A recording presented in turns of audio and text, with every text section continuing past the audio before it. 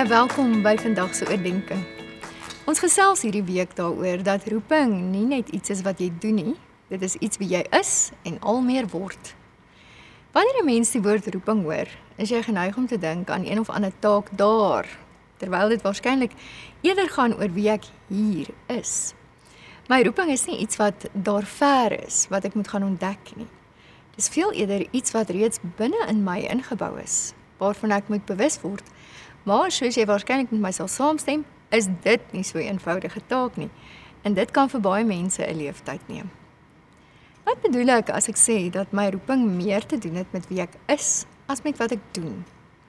God het jou roeping reeds in jou ingeweef. Soos wat jy met ander woorde jouself beter leer ken en agterkom wat die essensie van jou bestaan is, sal jy ook stelselmatig begin agterkom wat die roeping is wat God aan jou gegee het. Daardie deel van sy droom wat hy op 'n unieke manier in jou ingebed het, waarmee jy iets van hom vir die wêreld kan bring.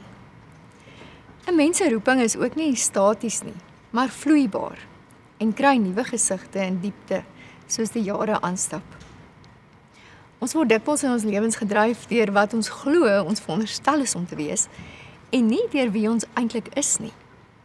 Parker Palmer sê hier oor: "One dwells with God by being faithful to one's nature. One crosses God by trying to be something one is not." Hierdie woorde daarmee te doen dat wanneer ek getrou is aan my unieke aard, is dit makliker om die beste weergawe van myself te wees, tot voordeel van ander en my roeping uit te leef. Wanneer ek ontrou is aan my aard, word ek baie maklik 'n ongesonde weergawe van myself, tot groot nadeel van myself en veral van ander. Die vraag is dus nie, wat is ek veronderstel om te doen met my lewe nie? Die vraag is eerder, wat is my aard en natuur? En hoe kan ek in my uniekheid wees, wie net ek vir die Here kan wees? Die ou verhaaltjie word vertel van Abba Zusha, wat aan die einde van sy dae vir mense gesê het: "Wanneer ek voor God staan, gaan hy nie vir my vra, Zusha, waarom was jy nie Moses nie? Of waarom was jy nie Elia? Of selfs die Christus nie? Hy gaan vra, Zusha, waarom was jy nie Zusha nie?" As jy na jou roeping soek, sonder om jou unieke aard in ag te neem, gaan jy waarskynlik sukkel om jou roeping te vind. Alles in die wêreld het 'n aard of 'n natuur wat vra om geëer te word. As die pottebakker nie die aard van die klei eer nie, sal die werk misluk. As die ingenieur nie die aard van die staal en die sement eer nie, sal die struktuur in mekaar sak. As die chef nie die aard van die bestanddele eer nie, gaan die kos oneetbaar wees. Of soos die bekende aanhaling sê, as jy 'n vis beoordeel volgens sy vermoë om te vlieg, sal hy reg deur sy lewe voel hy is nie goed genoeg nie. Kan jy sien dat God belangstel in jou drome en ideale en hartsbegeertes, in jou unieke aard, omdat dit die rou materiaal is, waardeur hy sy drome vir die werklikheid laat realiseer. Dis nie noodwendig altyd so voor die hand liggend nie, maar 'n mens kan stelselmatig by 'n plek kom, waar jy besef dat wie jy bedoel is om te wees op hierdie aarde, reeds in jou ingeprogrammeer is.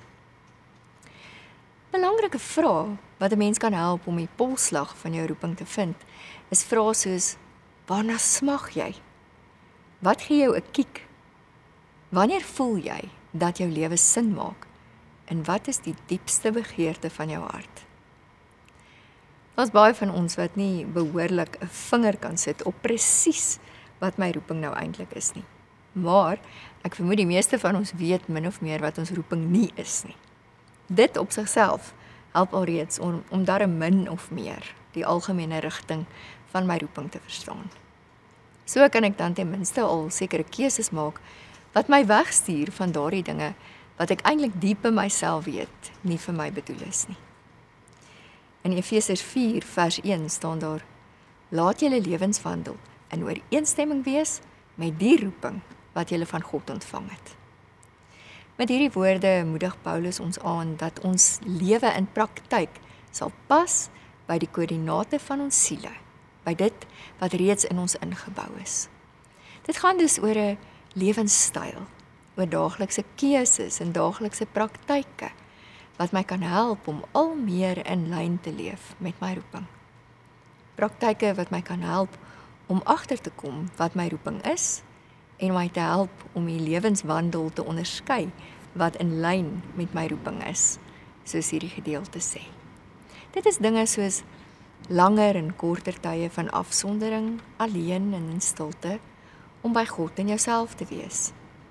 Sielstyd, waar jy in kontak kan kom met jou siel.